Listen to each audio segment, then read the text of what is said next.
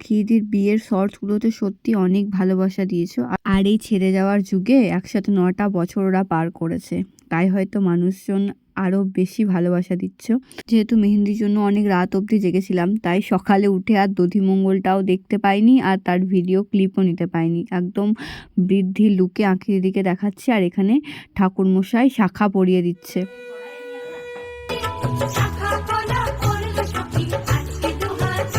এই যে ভোরে সাধারণত শাখা পলাটা পড়তে হয়, কিন্তু ভোরবেলায় তখন পুরোহিত মুখে আসেনি, তার জন্য সকালেই পড়লো।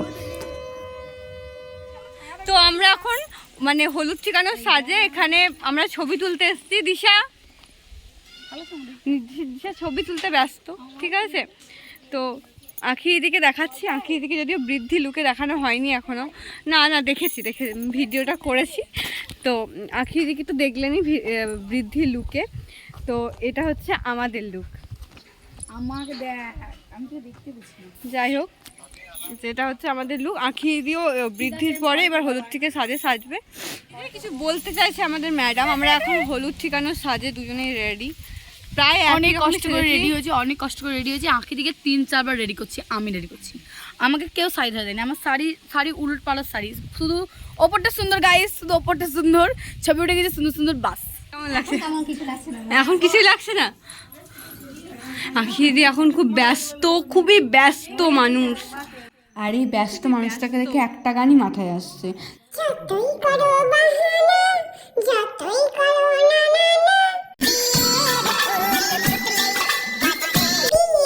এই যেগুলো আমার হচ্ছে ক্যামেরাম্যান দাদা। যদি দিতে পারি ভগবানের আসতে ব্লগটা, তাহলে দেবো। ওই তো আমি জানি এটা কি বলে জানি না, কিন্তু এটা মঙ্গল কামনায় ওই সেই গোবর টোবর দিন করে, আমি জানি।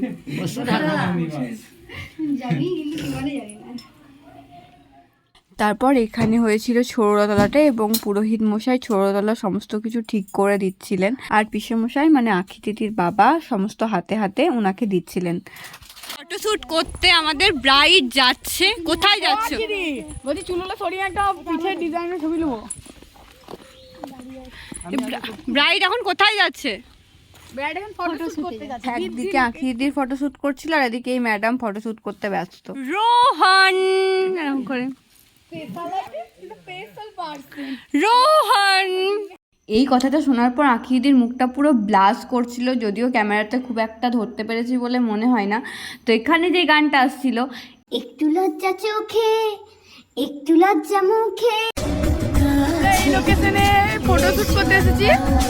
ক্যামেরাম্যান এই যে একটা পিস আছে। এইবার ক্যামেরাম্যানের স্ট্রাগল দেখাবো।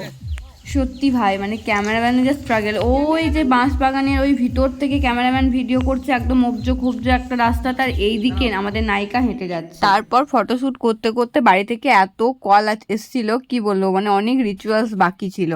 এখানে চলে এসেছিলাম, একের পর এক আঁখিদিদিকে হলুদ দিয়ে দিচ্ছিল, যতটা সম্ভব ভিডিও নেওয়ার চেষ্টা করি। আর আঁখিদিদি যেহেতু মেকআপ করবে রাতে, তাই সবাইকে বলছিল একটু অল্প হলুদ দাও, একটু অল্প হলুদ দাও। তো এখানে যে গানটা মাথায় আসছিল,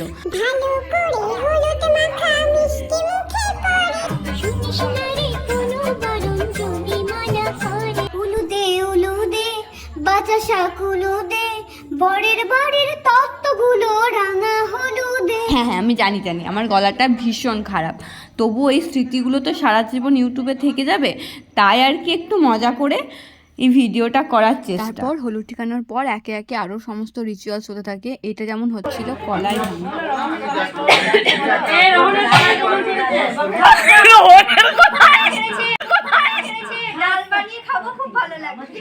এই যে এখানে আঁখিদিদিকে যেমন মজার ছলে সেটা জিজ্ঞাসা করতে হয় যে রোহনদার কলাই কেমন হয়েছে। আঁখিদিদি কি বললো সেটা তো আমরা শুনলেন। জীবনটাই তো বাজি রেখে দিলে, সারা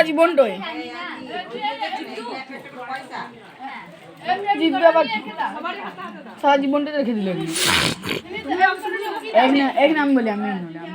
তারপর যে রিচুয়ালসটা হচ্ছিল সেটা হচ্ছে জুয়ো খেলা, মানে মেয়েদের এইসব মজার ওই কিছু পাথর, মাটির পাথর নিয়ে এই জুয়োটা খেলে, মানে সবাই একবার করে 7 বার ঘুরবে এটা।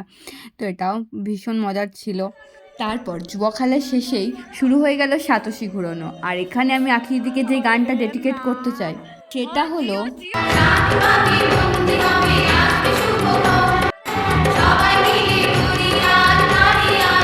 হে আমাদের কথা শুধু মনে রেখো, সুখী সংসার করে ভালো থেকো, এ ঘর শূন্য করে যেতে হবে তোমাকে রোহনদার ঘরে। আর হ্যাঁ, এতে দুঃখ করার কিছু নেই, আমার আখির দি রোহনদার ঘরে যে ভালোই থাকবে এটা আমি জানি। এইভাবেই 7 পাক করে সাতোশিতে ঘুরতে হয়। আর এভাবেই সকালে সমস্ত রিচুয়াল শেষ হয়েছিল, বাকি রিচুয়ালস বাকি বিয়ে পরের ভিডিওতে। তবে হ্যাঁ, কিছু কিছু রিচুয়ালস বাদ গিয়েছে কারণ আমরা একটু ব্যস্ত হয়েছিলাম, যতই হোক দিদির বিয়ে বলে কথা। তো বাকি ভিডিওগুলো অবশ্যই দেবো, ততক্ষণ সঙ্গে থাকুন আর সাবধানে থাকুন। টাটা।